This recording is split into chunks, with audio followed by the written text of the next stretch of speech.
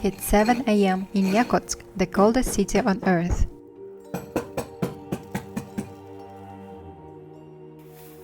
Lionel is 11 years old and a student at a local primary school. It's Monday morning and he's getting ready for another day of school.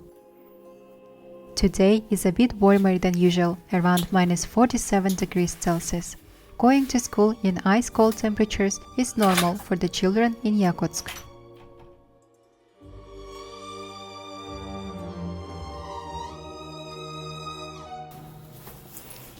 Lionel knows the importance of wearing proper clothes to reach school safely.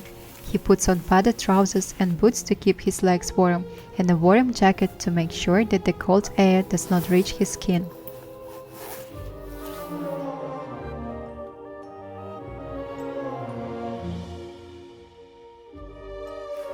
Lionel lives quite far from his school. It takes about 40 minutes to get there.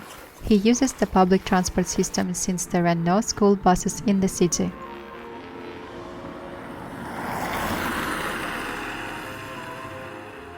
Luckily, there are lots of bus stops located about 200 meters apart, ensuring that locals don't have to walk too far in the cold.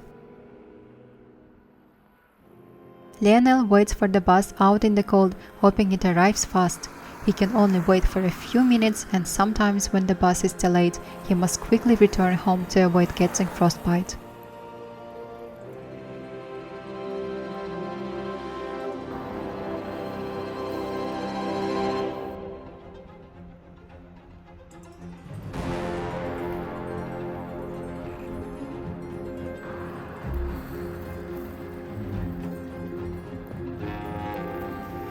Luckily, the bus arrives on time today and he gets on the bus on his way to school. In Yakutsk, the buses generally have heating system to keep passengers warm during the extreme cold weather.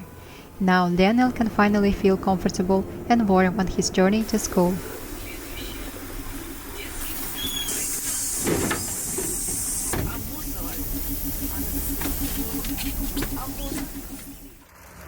Lionel has classes from 8 a.m. to 1 p.m. 6 days a week, from Monday to Sunday. In Yakutsk, the school year runs from September to June like in many other parts of the world. However, when temperatures drop below minus 50 degrees Celsius, all the schools will close to help keep the students safe. But when the temperature drops to minus 49 degrees or minus 47 like today, students still need to go to school.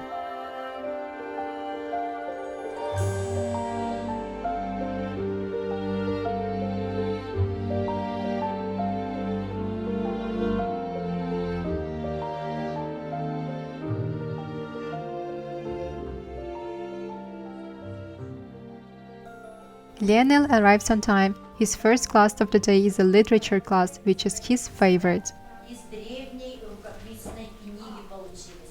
At school, they learn 3 languages: Yakut, Russian and English. The Yakut language, also known as Saha, is a Turkic language and is a native language of Yakut people. Next year, Lionel will move on to middle school.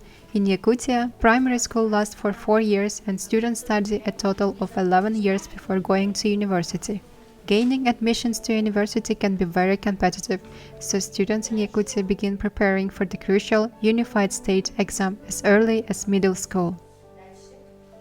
Now we are talking about applying to university, and I would like to share some very special, and that's its global admissions.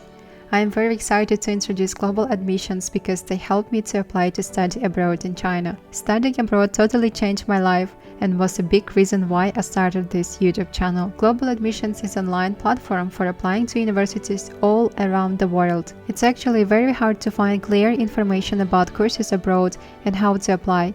Global Admissions has huge choice, fast support, and it's also funded by universities, so applying to many universities can actually be free using the platform. If you are also considering studying abroad, whether it's bachelor, master, PhD, online or short-term programs, you can check out globaladmissions.com, and viewers of this video can book a free call with the Global Admissions team using the link in the description. Thank you, Global Admissions, for all your invaluable support of changing my life and so many other people.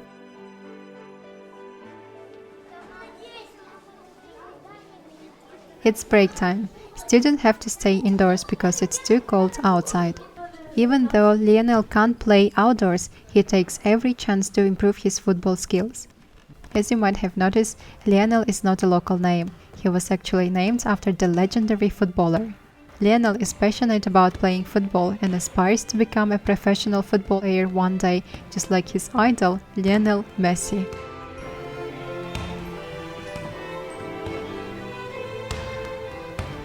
Teachers are also trying to keep children active by holding indoor activities like dance classes.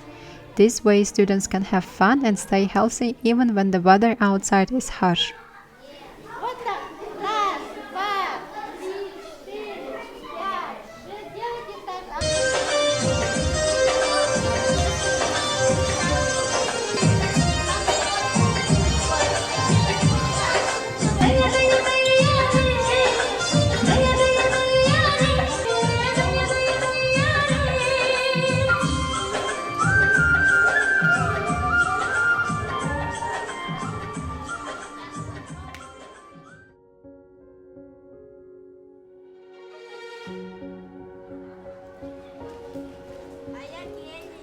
The school day has come to end and Lionel is waiting for his father as they have planned to go to the local food market. Lionel is the middle child of 3 siblings and his father Prokopy is a football coach at a nearby club. They share a deep passion for the sport, often training and watching matches together. Lionel's enthusiasm for football has only grown stronger, thanks to his father's unwavering support and guidance.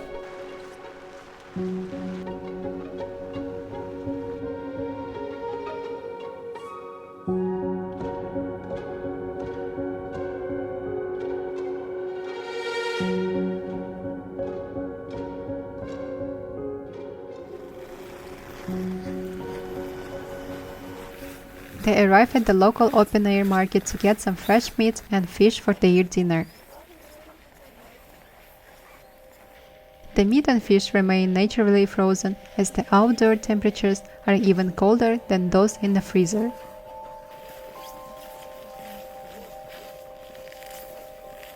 This market is very popular and it does not matter how cold it gets, it's always open. Local people rely heavily on meat, fish and dairy during the harsh winters. Fall meat is particularly popular and very nutritious. As a lean and low-fat option, it has been an essential part of Yakutian cuisine for centuries.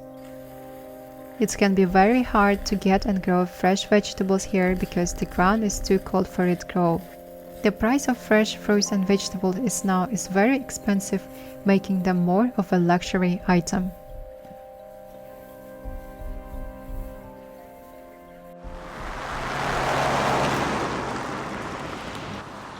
After a long day, Lionel and Prokopy return home. The evenings are the favorite time for the family as they can finally spend time together and relax after a long day.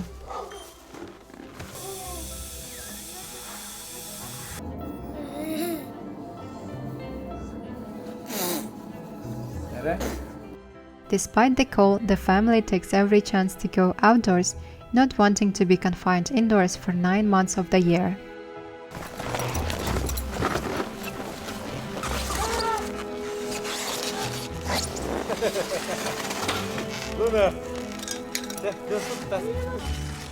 As you can see, we have learned to adapt and embrace the extreme climate, making the most of each day. For the Yakut people, winter time is not actually as difficult as you might imagine. Living in the coldest city, it can be enjoyable with the warmth, love, and unity from a loving family. In the end, the most important thing is not necessarily where you live, but with who you live with and the people around you.